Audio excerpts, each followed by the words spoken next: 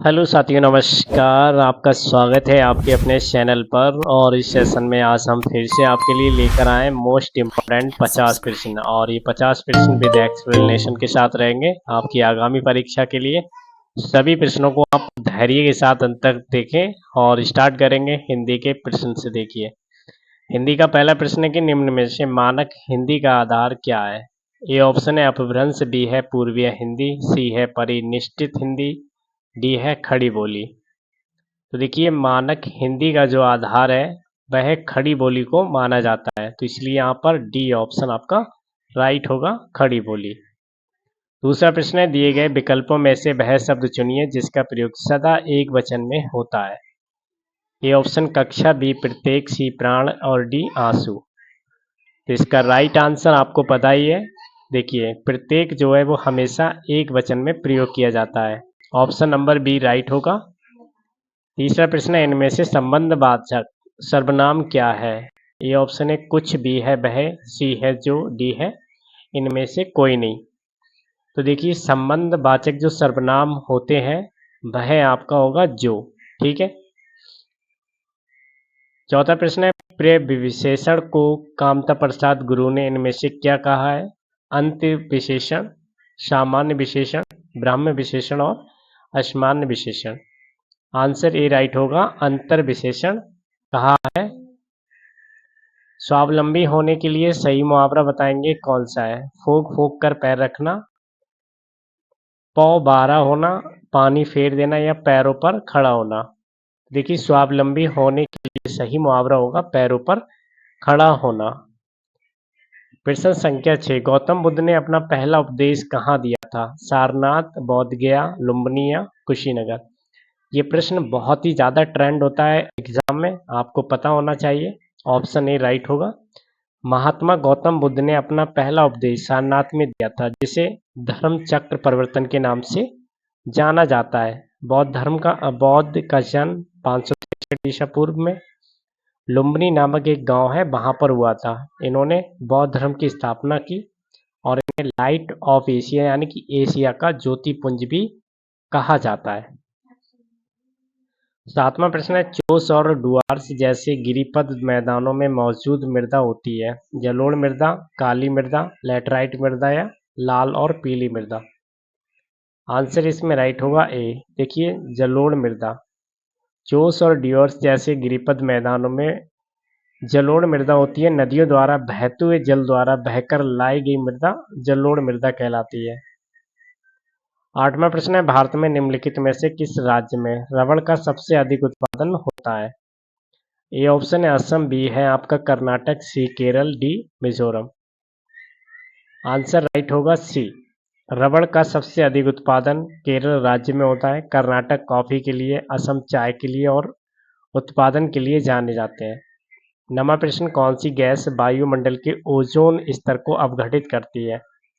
Chlorofluorocarbon, carbon dioxide, carbon monoxide या methane. Answer इसमें right होगा ए। क्लोरोफ्लोरोकार्बन गैस वायुमंडल की ओजोन परत को अपघटित करती है। ये एक कार्बनिक यौगिक है जो कार्बन, क्लोरीन, हाइड्रोजन और फ्लोरीन के परमाणुओं से बनता है। CFC गैस का प्रयोग रेफ्रिजरेटर में होता है। भाई, सेशन को आप लाइक और शेयर अवश्य कर दीजिएगा, क्योंकि आपके लाइक और शेयर से ही हमें मोटिवेशन मिलता है और हम हर दिन आपके लिए ऐसे ही प्रैक्टिस सेट तैयार करते हैं। तो प्लीज़ आप इसे शेयर और लाइक ज़रूर कर दें। तो देखिए, 10वां प्रश्न है, 1869 में खालिस्तानी नहर के खुलने के भारत से यूरोप की दूरी 7000 किलोमीटर कम हो गई। पनामा, कील, सुएज या बोल्गा झील। आंसर राइट होगा सी। सुएज नहर को वर्ष 1869 में खोला गया था तथा इससे भारत एवं यूरोप के बीच की दूरी 7000 किलोमीटर कम हो गई थी। सुएज नहर एक मानव निर्मित जलमार्ग है जो लाल सागर से भूमध्य सागर को रिहंद महासागर से जोड़ते हैं। अगला प्रश्न है, तमिलनाडु और श्रीलंका के मन्नार जिले के बीच मौजूदा जल संधि को खालिस्तानी कहा जाता है। मलक्का जलडमरू मध्य, पाक जलडमरू मध्य, सुंदा जलडमरू मध्य, मलुक्कू कुंडू। तो आंसर राइट होगा इसमें बी। तमिलनाडु और श्रीलंका के मन्नार जिले के बीच स्थित जल संधि को पाक जलडमरू मध्य कहा जाता है। 12वां प्रश्न निम्नलिखित में से गैर परंपरागत ऊर्जा स्रोत कौन से हैं? पवन ऊर्जा, कोयला, पेट्रोलियम या ज्वार शक्ति। आंसर राइट होगा इसमें बताएंगे ए और बी दोनों, ए डी दोनों, ए सी डी दोनों या बी डी दोनों। आंसर गैस करेंगे। ये गैर परंपरागत ऊर्जा के स्रोत हैं वो आपके ऑप्शन बी राइट होगा, ए और डी दोनों। देखिए परंपरागत ऊर्जा के स्रोत आपके सौर ऊर्जा, पवन ऊर्जा, ज्वार ऊर्जा और महासागरीय ऊर्जा, भूतापीय ऊर्जा, बायोमास ऊर्जा, जैव ईंधन आदि सभी आते हैं ये गैर परंपरागत ऊर्जा के अंतर्गत। 13वां प्रश्न निम्नलिखित में से किस क्षेत्र में 1813 के चार्टर एक्ट में भारत में अंग्रेजी नीति से मौलिक परिवर्तन आया था? कृषि, शिक्षा, जन स्वास्थ्य या तकनीकी शिक्षा। आंसर बी राइट होगा, शिक्षा के क्षेत्र में 1813 के चार्टर एक्ट में भारत में अंग्रेजी नीति में मौलिक परिवर्तन आया था। 1813 के अधिनियम के तहत भारत में शिक्षा के प्रचार व प्रसार पर बल दिया गया था। इस अधिनियम ने पहली बार ब्रिटिश भारतीय क्षेत्रों की संवैधानिक स्थिति को परिभाषित किया तथा इस अधिनियम के द्वारा भारतीयों की शिक्षा के लिए सरकार प्रतिवर्ष 1 लाख खर्च करने पर सहमति बनी हुई थी। प्रश्न संख्या 14 है, छठी सदी बीसी के दौरान उत्तर प्रदेश के किन क्षेत्रों को चेदी कहा जाता था? बुंदेलखंड, अवध, अंग या अवंती। आंसर ए राइट होगा, छठी शताब्दी बीसी के दौरान उत्तर प्रदेश के बुंदेलखंड क्षेत्र को चेदी कहा जाता था। चेदी महाजनपद की राजधानी शक्तिमती थी। इस राज्य का उल्लेख महाभारत में भी हुआ है। महाभारत कालीन शिशुपाल यहाँ के राजा थे। अगला प्रश्न है, तप्तद्वीप शब्द नीचे दिए गए विकल्पों में से किससे संबंधित है? ज्वालामुखी विस्फोट से बना द्वीप, गर्म क्षेत्र के द्वीप, उष्ण महासागर, ताप शक्ति संयंत्र से घिरा क्षेत्र। सी ऑप्शन राइट होगा, तप्तद्वीप शब्द उष्ण महासागर से संबंध रखता है। महानगरों में हीट आइलैंड ऐसे महानगरीय क्षेत्र को कहा जाता है जो मानवीय गतिविधियों के कारण अपने आप में ग्रामीण क्षेत्र की तुलना में गर्म हो जाते हैं। अगला प्रश्न है, वह अरब जनरल कौन था जिसने 711 एडी में सिंध पर विजय प्राप्त की और खलीफा के शासन क्षेत्र के एक भाग के रूप में उस पर कब्जा कर लिया था? ये ऑप्शन है मोहम्मद गजनी, बी है इब्राहिम लोदी, सी है मोहम्मद बिन कासिम, डी है मोहम्मद गौरी। चलिए सही आंसर गैस करेंगे। देखिए सी ऑप्शन राइट होगा, मोहम्मद बिन कासिम। भारत में इस्लामिक शासन का विस्तार मोहम्मद बिन कासिम ने सिंध पर आक्रमण करने के बाद हुआ। मोहम्मद गजनी मध्य अफगानिस्तान में गजनबी राजवंश का महत्वपूर्ण शासक था। इब्राहिम लोदी एक अफगानी था जो दिल्ली सल्तनत का अंतिम सुल्तान था। 12वीं शताब्दी का शासक मोहम्मद गौरी अफगान का सेनापति था। प्रश्न संख्या 17, भारत में उपनिवेश स्थापित करने वाले अंतिम विदेशी कौन थे? पुर्तगाली, अंग्रेज, फ्रेंच या मुगल। आंसर भी राइट होगा, भारत में उपनिवेश स्थापित करने वाले अंतिम विदेशी अंग्रेज थे। सबसे पहले ये भारत में व्यापारिक उद्देश्य से आए थे, परंतु भारत की बिगड़ती स्थिति का लाभ उठाकर राजनैतिक सत्ता स्थापित करने में सफल रहे और इन्होंने ये उपनिवेश स्थापित कर लिया था। अगला प्रश्न है, वर्ष 1773 से 1785 तक वस्तुतः भारत के पहले गवर्नर जनरल कौन थे? ये ऑप्शन है बैरन हेस्टिंग्स, बी है लॉर्ड मिंटो, सी है जॉर्ज वॉटसन, डी है William George walker. Answer A right होगा, बैरन हेस्टिंग्स। देखिए लॉर्ड मिंटो 31 जुलाई 1807 ईस्वी से 4 अक्टूबर 1813 ईस्वी तक भारत के गवर्नर जनरल रहे थे। इनके शासनकाल में चार्टर एक्ट 1813 ईस्वी को पारित हुआ था। George Watson admiral George Wills Watson वर्ष 1827 से 1897 के मध्य एक रॉयल नेवी अधिकारी थे। विलियम जॉर्ज वॉकर एक वरिष्ठ जो है ब्रिटिश सेना अधिकारी थे और वे विक्टोरिया क्रॉस के एक प्राप्तकर्ता भी थे। 19वां प्रश्न, निम्नलिखित में से कौन सी नदी यमुना नदी की सहायक नदी नहीं है? केन नदी, बेतवा नदी, चंबल नदी या कल्याणी नदी। आंसर डी राइट होगा, यमुना गंगा नदी की सबसे बड़ी सहायक नदी है, क्योंकि चंबल, सिंध, बेतवा, केन इसकी सहायक नदियां हैं, लेकिन कल्याणी यमुना नदी की सहायक नदी नहीं है। 20वां प्रश्न, नेपच्यून के अलावा अन्य किस ग्रह को नीला ग्रह कहते हैं? पृथ्वी, मंगल, प्लेटो या जुपिटर? आंसर ही राइट होगा, वरुण। नेपच्यून के अलावा पृथ्वी ग्रह को भी नीला ग्रह कहा जाता है। वरुण ग्रह का हल्का नीला रंग उसके वातावरण में मौजूद मीथेन गैस के कारण होता है। 21वां प्रश्न, खालिस्तान राष्ट्रीय उद्यान में सबसे अधिक एक सींग वाले गैंडे पाए जाते हैं? तो वह जो राष्ट्रीय उद्यान है सी है काजीरंगा उद्यान। ठीक है। अगला प्रश्न है, फरवरी 1948 में भारतीय संविधान के प्रारंभिक मसौदे को किसने तैयार किया था? Jawahar Ram Manohar Sinha, Nandlal Bose, Shyama Prasad Mukherjee, Benegal Narasimha Rau? Answer D right होगा, BN राव को पूरा नाम बेनिगल नरसिंह राव था, जिन्होंने वर्ष 1948 में संविधान के प्रारंभिक मसौदे को तैयार किया था। ये संविधान सभा के सलाहकार भी थे।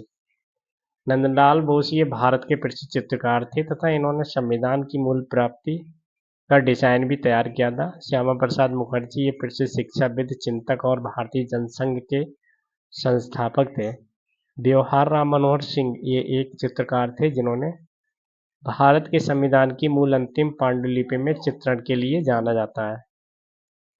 अगला प्रश्न है, भूमध्य सागरीय वन्य झाड़ियाँ किस जलवायु क्षेत्र में है? गर्म शीतोष्ण, भूमध्यवर्ती क्षेत्र, ठंडे शीतोष्ण क्षेत्र या गर्म क्षेत्र? आंसर राइट होगा ए, गर्म शीतोष्ण जलवायु क्षेत्रों में भूमध्य सागरीय वन्य झाड़ियाँ पाई जाती हैं। भूमध्य सागरीय क्षेत्र उष्ण कटिबंध और शीत कटिबंध के बीच का क्षेत्र है। यहाँ गर्मी और सर्दी के मौसम में तापमान में अधिक अंतर नहीं पाया जाता है। इन क्षेत्रों में तापांतर निम्न होता है।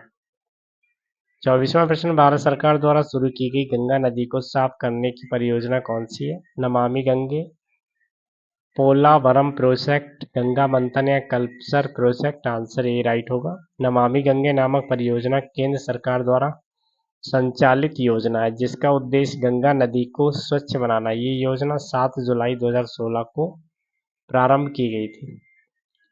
अगला प्रश्न है, जमींदारी व्यवस्था की शुरुआत किसने की थी? Lord Wellesley, William Bentinck, Lord Cornwallis या Lord Minto? Answer C right होगा। भारत में अंग्रेजों के समय सबसे पहले भू राजस्व प्रबंध 1793 में कॉर्नवालिस ने स्थायी बंदोबस्त व्यवस्था लागू करने के साथ किया, जिसमें जमींदारों को भूस्वामी मान लिया गया था, परंतु इस व्यवस्था को वास्तविक रूप एवं व्यावहारिक रूप में लाने का श्रेय कॉर्नवालिस के उत्तरवर्ती गवर्नर जनरल लॉर्ड वेल्सली को दिया जाता है। 26वां प्रश्न, भारत में पूरी तरह से जैविक कृषि अपनाने वाला प्रथम राज्य कौन था? सिक्किम, कर्नाटक, केरल या असम? आंसर ही राइट होगा, भारत में पूरी तरह से जैविक कृषि अपनाने वाला प्रथम राज्य सिक्किम है, जबकि जैविक कृषि ये विधि है जिसमें संश्लेषित उर्वरकों का प्रयोग न्यूनतम रूप से किया जाता है। इस विधि में मिट्टी की उर्वरक शक्ति को बचाए रखने के लिए उसमें हरी खाद, कंपोस्ट आदि का प्रयोग किया जाता है। मध्य प्रदेश में सर्वप्रथम 2021 से 22 में जैविक खेतों का आंदोलन चलाया गया था। अगला प्रश्न है, पूर्व में पुर्तगाली सत्ता के वास्तविक संस्थापक कौन थे? Pedro Alvares Cabral, Alfonso de Albuquerque, Vasco da Gama या Nuno da Cunha? Answer B right होगा। देखिए, पूर्व में पुर्तगाली सत्ता के वास्तविक संस्थापक अल्फांसो डी अल्बुर्क थे। इन्होंने 1509 में भारत के गवर्नर के रूप में अल्मोड़ा में जगह ली। 1519 में इन्होंने बीजापुर के सुल्तान को हराकर गोवा पर कब्जा कर लिया।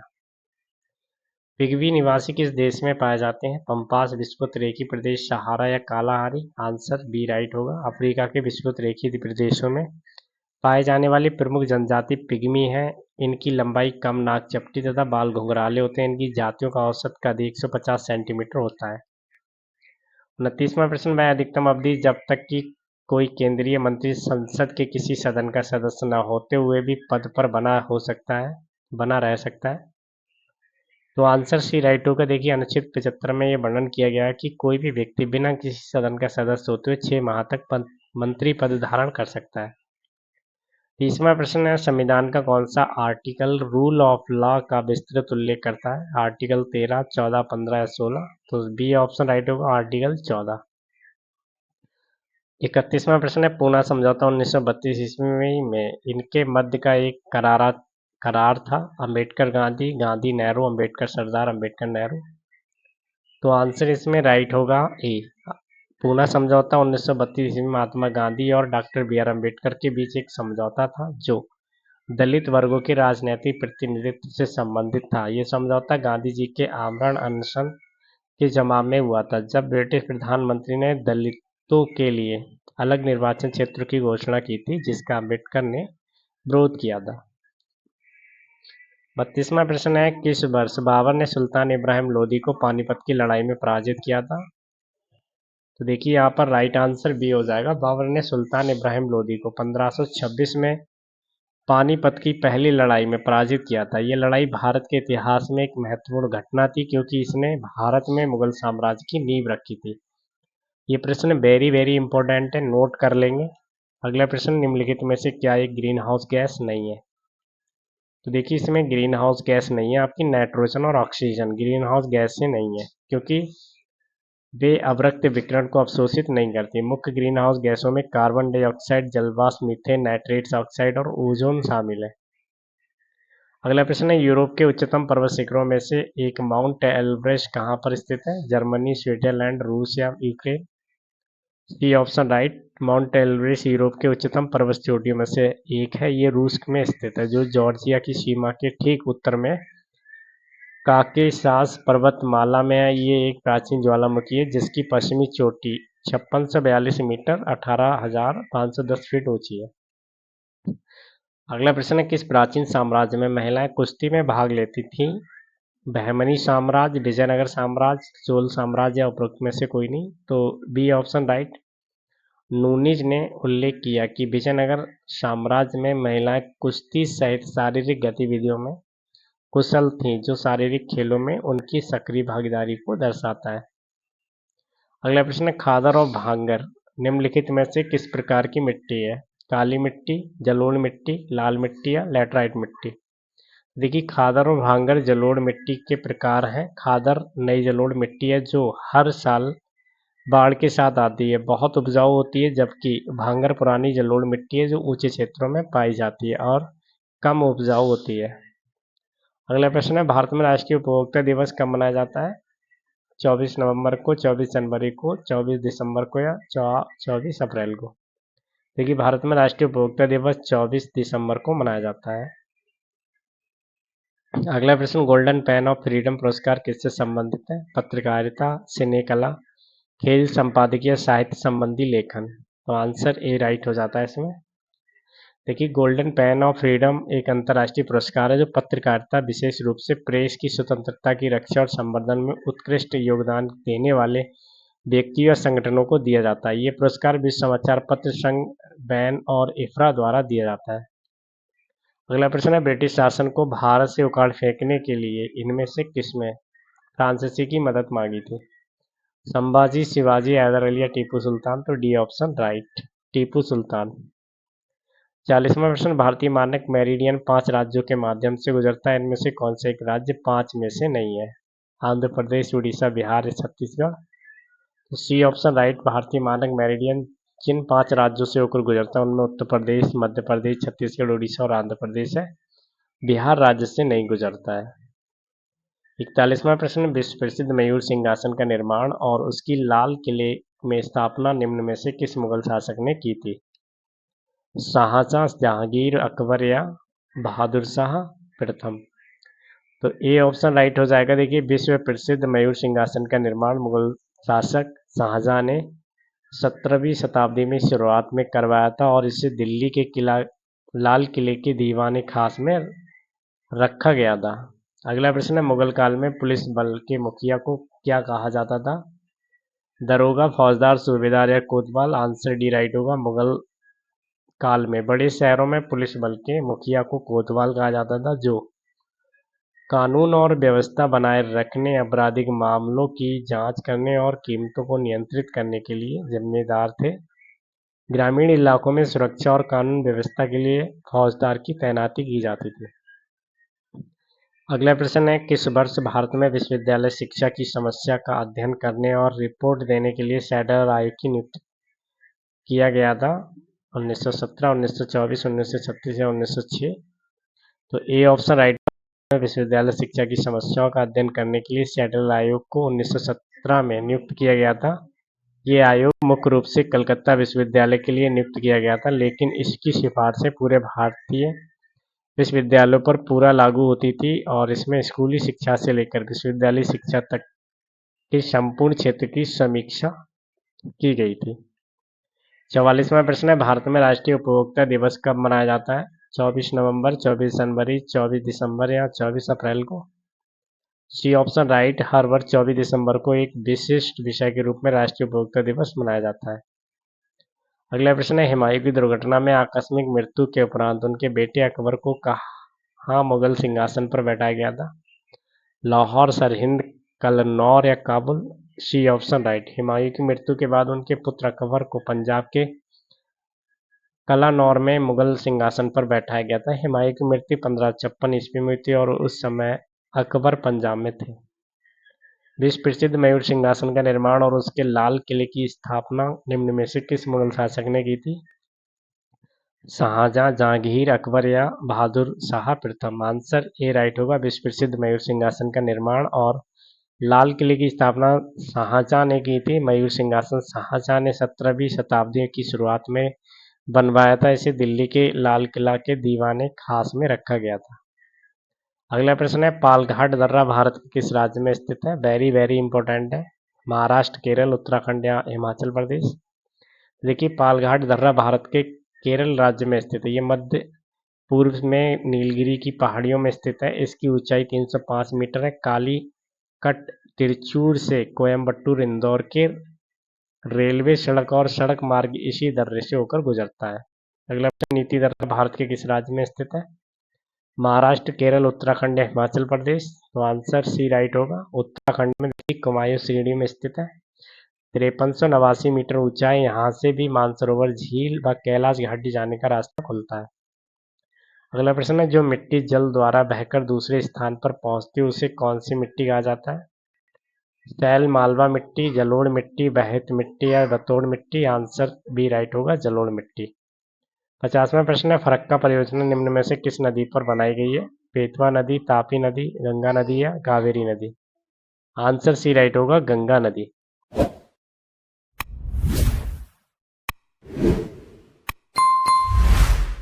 Like and subscribe.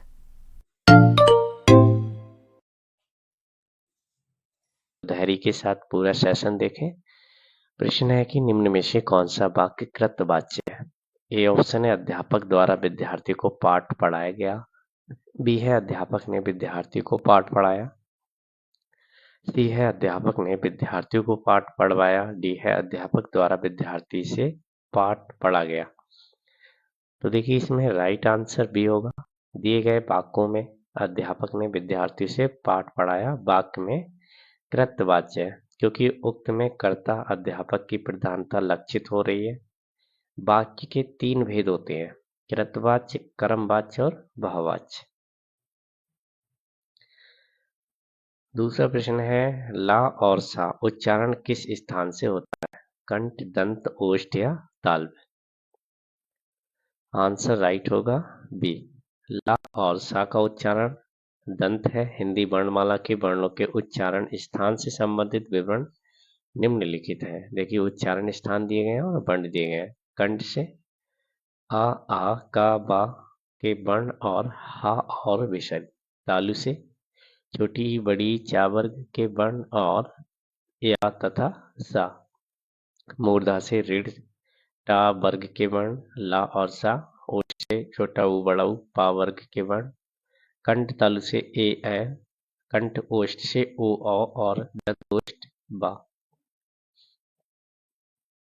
तीसरा प्रश्न, आपका भविष्य उज्ज्वल हो अर्थ की दृष्टि से वाक्य भेद बताएंगे। प्रश्नवाचक है, निषेधवाचक है, इच्छावाचक है या आज्ञावाचक है? आंसर इसमें राइट होगा सी। आपका भविष्य उज्ज्वल हो अर्थ भेद की दृष्टि से इच्छावाचक वाक्य है। जिस वाक्य से किसी प्रकार की इच्छा या शुभकामना का बोध हो उसे हम इच्छावाचक वाक्य कहते हैं। जैसे प्रश्नवाचक वाक्य किसी प्रकार के प्रश्न किए जाने का बोध होता है। निषेधवाचक वाक्य में किसी प्रकार की बात का ना होना होता है। आज्ञावाचक वाक्य में किसी प्रकार की आज्ञा का बोध होता है और भाववाच्य में किसी भी प्रकार का रूपांतर को भाववाच्य कहते हैं, जिससे वाक्य में भाव की प्रधानता का बोध हो। चौथा प्रश्न है, जिस भाषा का अनुवाद किया जाता है उसे कहते हैं स्रोत भाषा, लक्ष्य भाषा, मानक भाषा या माध्यम भाषा। आंसर इसमें राइट होगा ए। जिस भाषा का अनुवाद किया जाता है उसे हम स्रोत भाषा कहते हैं तथा जिस नई भाषा में अनुवाद करना है वह लक्ष्य भाषा या प्रस्तुत भाषा कहलाती है। एक निश्चित पैमाने के अनुसार लिखी या बोली जाने वाली भाषा मानक भाषा कहलाती है। इसका पैमाना व्याकरण है। प्रश्न संख्या 5 है, हिंदी को भारत की राजभाषा कब बनाया गया? 15 अगस्त 1947, 30 जनवरी 1948, 14 सितंबर 1949 या 26 जनवरी 1950। आंसर इसका राइट होगा सी। 14 सितंबर 1949 को हिंदी को भारत की राजभाषा के रूप में स्वीकार किया गया था। इसी कारण प्रत्येक वर्ष 14 सितंबर को हिंदी दिवस के रूप में मनाया जाता है। प्रश्न संख्या 6 है, निम्नलिखित शब्दों में से कौन सा शब्द समुद्र का पर्यायवाची है? रत्नाकर, मधुकर, नरपति या दिनकर। आंसर इसमें राइट होगा ए। रत्नाकर ये समुद्र का पर्यायवाची शब्द है। समुद्र के अन्य पर्यायवाची शब्द हैं जलादि, पारावार, सिंधु, नीर नदी, नदीश, पयोधी, अर्णव, पयोनदी, अवधि, जलधाम, नारीथी, जबकि नरपति राजा का, मधुकर भ्रमर का और दिनकर सूर्य का पर्यायवाची शब्द है। सेशन को आप लाइक और शेयर अवश्य कर दें। 7वां प्रश्न देखते हैं, प्रतिध्वनि में कौन सा उपसर्ग है? प्रति, प्रा, प्रत या प्रतिध्य। तो आंसर इसमें राइट होगा ऑप्शन नंबर ए। प्रति ध्वनि शब्द में प्रति उपसर्ग का प्रयोग हुआ है और ये संस्कृत उपसर्ग है। देखिए सेशन अगर आपको अच्छा लग रहा है तो आपने लाइक नहीं किया, लाइक जरूर कर दें, शेयर कर दें और चैनल पर आप नए हैं प्लीज सब्सक्राइब जरूर कर लें क्योंकि हर दिन आपको ऐसे ही प्रैक्टिस सेट मिलने वाले हैं। 8वां प्रश्न, प्रयोग के आधार पर शब्द कितने प्रकार के होते हैं? 2 प्रकार के, 4 प्रकार के, 6 प्रकार के या 8 प्रकार के। तो देखिए इसमें right answer option number A होगा। प्रयोग के आधार पर शब्दों के 2 भेद होते हैं, एक तो विकारी शब्द होता है, दूसरा अविकारी शब्द होते हैं। अब विकारी शब्द के बारे में जानते हैं। देखिए जिन शब्दों के रूपों में लिंग, वचन और कारक के कारण परिवर्तन होता रहता है वे विकारी शब्द है। संज्ञा, सर्वनाम, विशेषण और क्रिया विशेषण। अविकारी शब्द क्या है? देखिए अविकारी शब्द के रूप में लिंग, वचन, कारक के अनुसार कोई परिवर्तन नहीं होता है। इसके अंतर्गत क्रिया विशेषण, संबंध बोधक अव्यय, समुच्चय बोधक अव्यय और विस्मयादि बोधक अव्यय आते हैं। 9वां प्रश्न, निम्नलिखित विकल्पों में से कौन सा शब्द सरल शब्द का विलोम शब्द नहीं है? कुटिल, वक्र, कठिन या निरर्थक। आंसर इसमें राइट होगा डी। निरर्थक शब्द सरल का विलोम शब्द नहीं है। शेष, कुटिल, वक्र तथा कठिन सरल के विलोम शब्द है। निरर्थक सार्थक का विलोम शब्द है। अगला प्रश्न, इनमें से किस स्थान पर प्रथम बौद्ध संगति का आयोजन किया गया है? कश्मीर, गया, राजगीर, पाटलिपुत्र। आंसर इसमें राइट होगा सी। प्रथम बौद्ध संगति का आयोजन 483 ईसा पूर्व राजगीर में हुआ था। ये संगति मगध सम्राट अजातशत्रु के काल में हुई थी। इसकी अध्यक्षता महाकश्यप ने की थी। द्वितीय बौद्ध संगति वैशाली में, तृतीय संगति पाटलिपुत्र में, चतुर्थ बौद्ध संगति कुंडल वन में हुई थी। 11वां प्रश्न, किस स्मारक से गौतम बुद्ध ने दुनिया के लिए बौद्ध धर्म के अपने दिव्य ज्ञान का प्रचार किया था? हुमायूं का मकबरा, लुम्बिनी, बौद्ध गया, सारनाथ। आंसर इसमें राइट हो जाएगा बी। डी हो जाएगा सारनाथ। देखिए महात्मा गौतम बुद्ध ने बुद्ध के प्रथम उपदेश के धर्म चक्र प्रवर्तन कहे जाने वाले गौतम बुद्ध ने अपना प्रथम उपदेश 5 ब्राह्मणों को सारनाथ उत्तर प्रदेश वाराणसी में दिया था। सारनाथ को ऋषि पत्तनम के नाम से भी जाना जाता है। गौतम बुद्ध ने अपना सर्वाधिक उपदेश कौशल देश की राजधानी श्रावस्ती में दिया था। 12वां प्रश्न, कुतुबुद्दीन ऐबक किस राजवंश के संस्थापक थे? लोधी वंश, तुगलक वंश, गुलाम वंश या खिलजी वंश। आंसर राइट होगा सी। गुलाम वंश की स्थापना 1206 में कुतुबुद्दीन ऐबक ने की थी। ये गौरी का गुलाम था। इसे लाख वंश के नाम से भी जाना जाता था। कुतुबुद्दीन ऐबक अपनी राजधानी लाहौर को बनाई थी। कुतुब मीनार की नींव कुतुबुद्दीन ऐबक ने ही डाली थी। दिल्ली के कुवत उल इस्लाम मस्जिद तथा अजमेर का 2.5 दिन का झोपड़ा नामक मस्जिद का निर्माण कुतुबुद्दीन ऐबक ने ही करवाया था। 13वां प्रश्न, भारत में यातायात व्यवस्था ट्रैफिक सिस्टम की शुरुआत का श्रेय किसको जाता है? भारतीय शासक, ब्रिटिश शासक, मुगल शासक या डच शासक? आंसर भी राइट होगा। भारत में यातायात व्यवस्था की शुरुआत का श्रेय ब्रिटिश शासक को जाता है। 1854 में governor general Lord Dalhousie Bharat के मुख्य स्थानों को जोड़ने के लिए ट्रक लाइन के रूप में रेखा बनाई। ईस्ट इंडिया कंपनी ने रेलवे की शुरुआत 16 अप्रैल 1853 को की थी। अगला प्रश्न, निम्नलिखित में से कौन से मौलिक कर्तव्य हैं? सार्वजनिक संपत्ति की सुरक्षा करना, वैज्ञानिक दृष्टिकोण और मानववाद का विकसित करना, भारत की संप्रभुता, अखंडता और एकता की रक्षा करना, ये सभी।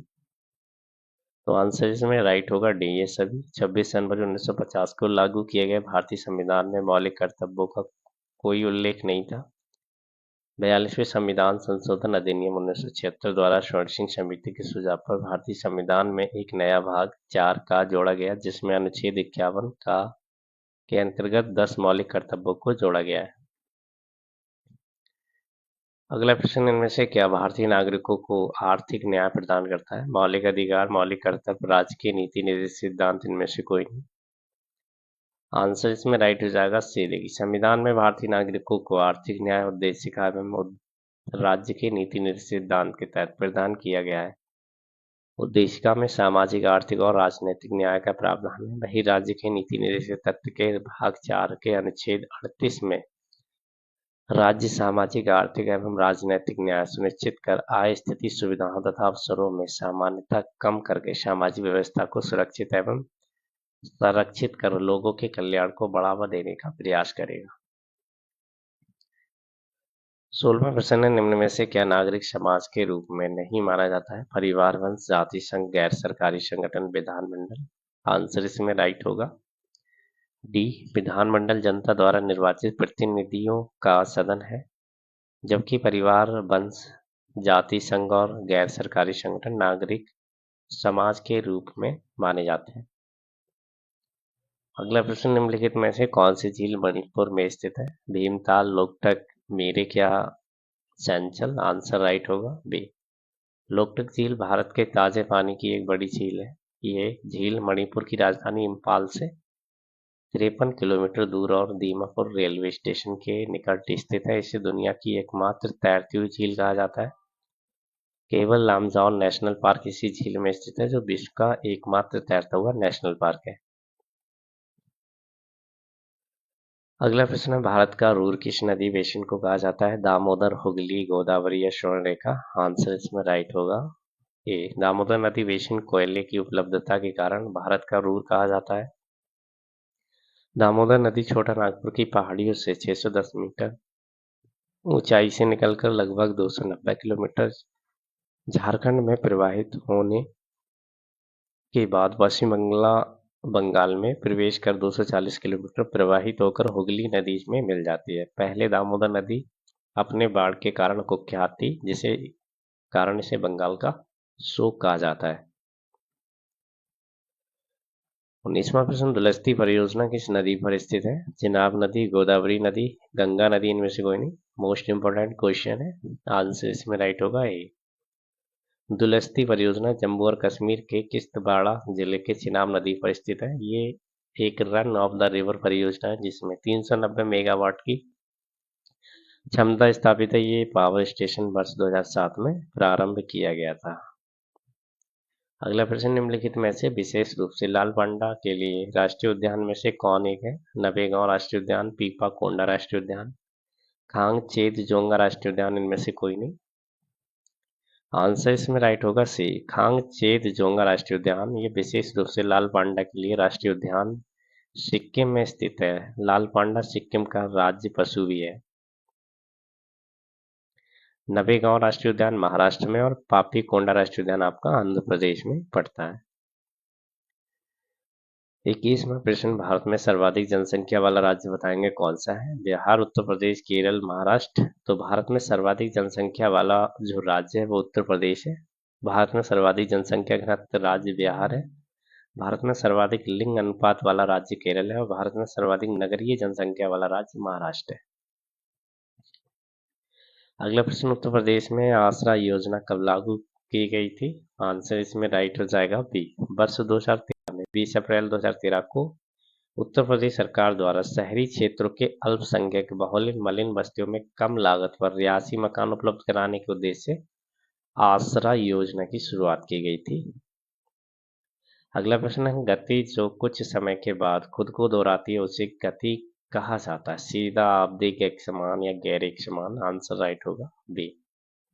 वह गति जिसमें कोई वस्तु या पिंड या निश्चित समय अंतराल पर और एक निश्चित पथ पर खुद की गति को दोहराता है, इस प्रकार की गति को आवधिक गति, आवर्त गति कहते हैं। अगला प्रश्न, निम्न में से किस रंग का सबसे अधिक तरंग दैर्ध्य सबसे अधिक होता है? नीला, हरा, पीला या नारंगी? आंसर डी राइट होगा। सूर्य के प्रकाश में बैंगनी रंग का तरंग दैर्ध्य सबसे कम तथा प्रकीर्णन सबसे अधिक होता है एवं लाल रंग का तरंग दैर्ध्य सबसे अधिक तथा प्रकीर्णन सबसे कम होता है। अगला प्रश्न, इनमें से कौन सी धातु तथा धातु ताप का अच्छा सुचालक है परंतु बिजली का बुरा? स्वर्ण, अवरक्त, तांबा या चांदी? आंसर भी राइट होगा। अवरक्त ताप का अच्छा सुचालक है परंतु बिजली का बुरा सुचालक है। ऊष्मा तथा बिजली के सुचालक स्वर्ण, चांदी, तांबा, एल्युमिनियम आदि उल्लेखनीय है कि चांदी विद्युत का सबसे अच्छा सुचालक है। अगला प्रश्न, निम्न में से कौन सी किरणें वायुमंडल में उपस्थित ओजोन परत द्वारा अवशोषित होती हैं? पराबैंगनी किरणें, दृश्य, रेडियो या गामा किरणें? आंसर इसमें राइट होगा ए। पृथ्वी के वायुमंडल की समताप मंडल में उपस्थिति ओजोन परत द्वारा पराबैंगनी किरणों का अवशोषण होता है। ओजोन परत सूर्य से आने वाली हानिकारक पराबैंगनी किरणों को पृथ्वी की सतह पर आने से रोकती है। पराबैंगनी किरणों से त्वचा कैंसर, दृष्टिहीनता, त्वचा का जलना आदि रोग हो सकते हैं। अगला प्रश्न, भारत देश का विश्व धरोहर स्थलों में संख्या के आधार पर कौन सा स्थान है? चौथा, सातवां, नवा या 10वां? आंसर राइट होगा इसमें बी। प्रश्न काल के समय भारत देश का विश्व धरोहर स्थलों में 7वां स्थान था परंतु वर्तमान में इटली 58, चीन में 56, जर्मनी में 50, फ्रांस में 49, स्पेन में 40 के साथ भारत का स्थान 6वां है। अगला प्रश्न है, विश्व की प्रथम महिला अंतरिक्ष यात्री कौन थी? आंसर आपको पता ही है। देखिए, बेलेटिना टेरेस्कोवा ये विश्व की प्रथम महिला अंतरिक्ष यात्री थी। इन्होंने वर्ष 1963 में वोस्टॉक 6 नामक यान से अंतरिक्ष यात्रा की थी और ये रूस की रहने वाली थी। अगला प्रश्न, कैप्टन राकेश शर्मा ने किस वर्ष में एक सोवियत अंतरिक्ष कार्यक्रम में अंतरिक्ष की यात्रा की थी? 1981, 1982, 1983, 1984?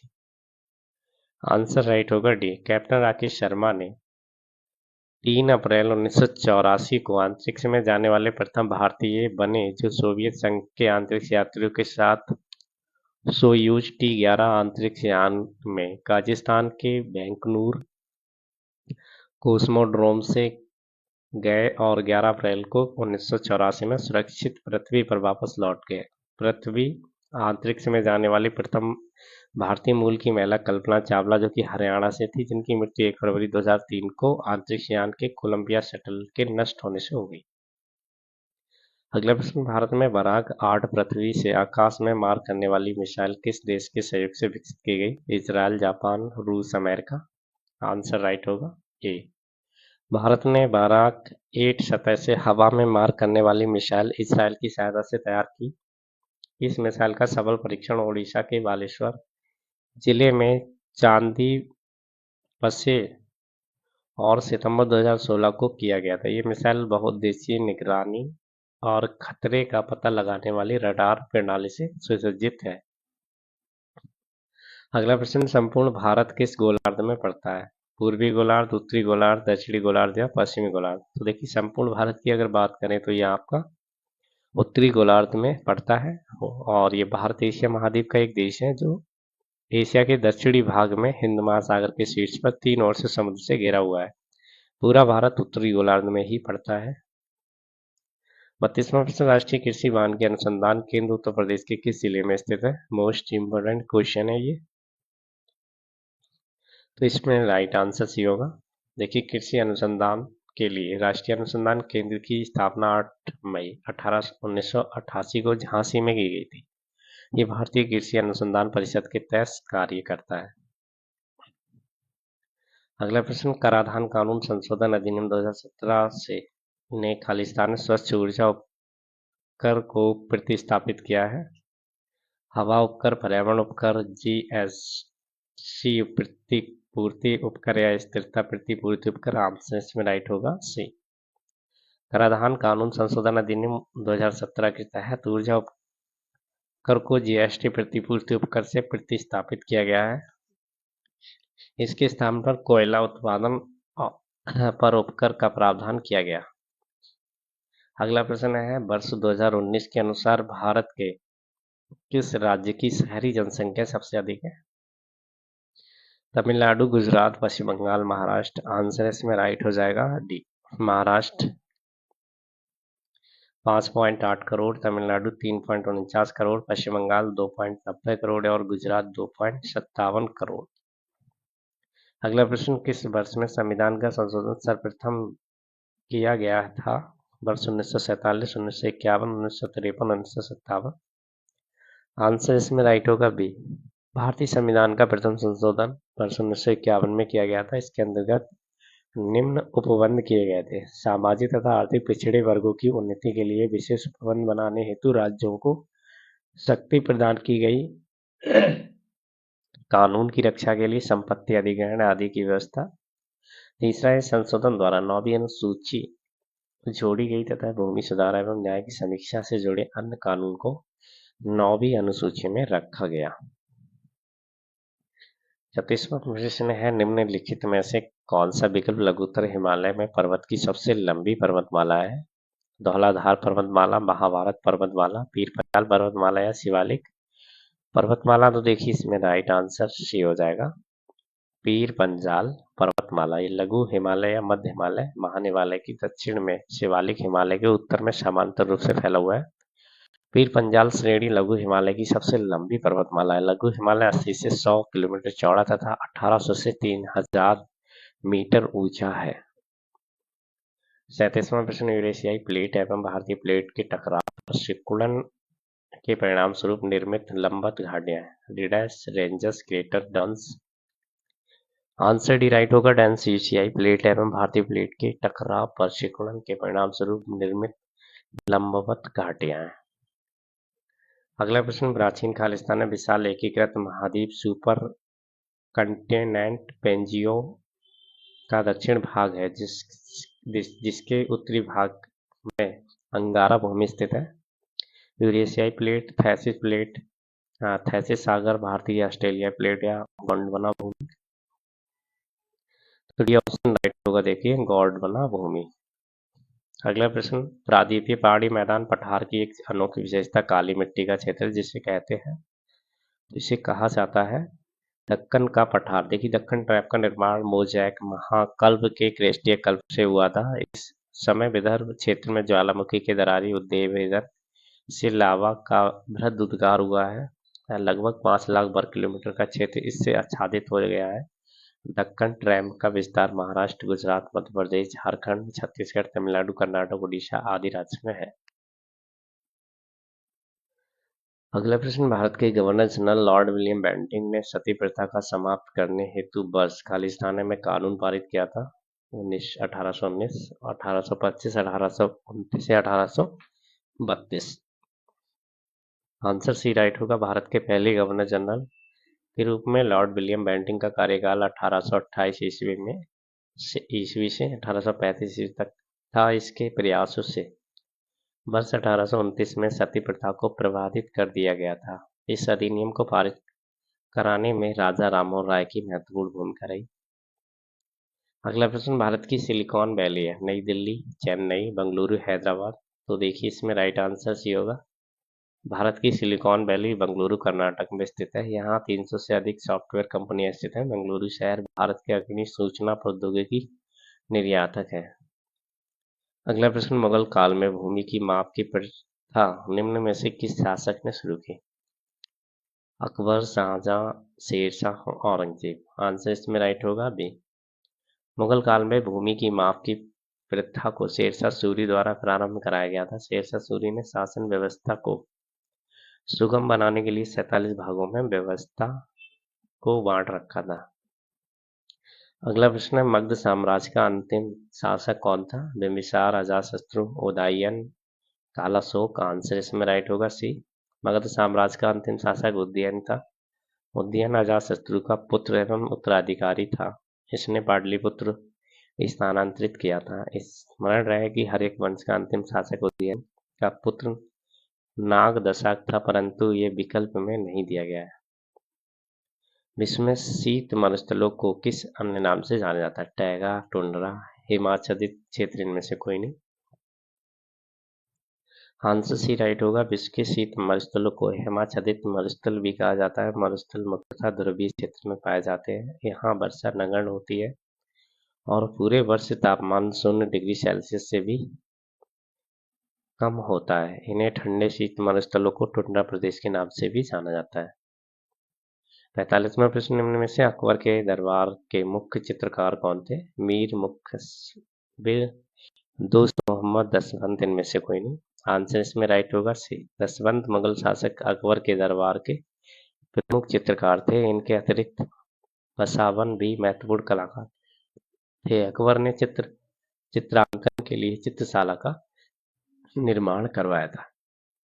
तो सेशन आपको कैसा लगा कमेंट में ज़रूर बताएंगे, शेयर करेंगे, लाइक करेंगे, और चैनल पर आप नए हैं, सब्सक्राइब नहीं किया है तो सब्सक्राइब करके ज़रूर रखिएगा, क्योंकि आगे आपको ऐसे ही प्रैक्टिस सेट लगातार मिलते रहेंगे, जिससे आप निश्चित सफलता पा सकें अपने एग्जाम में।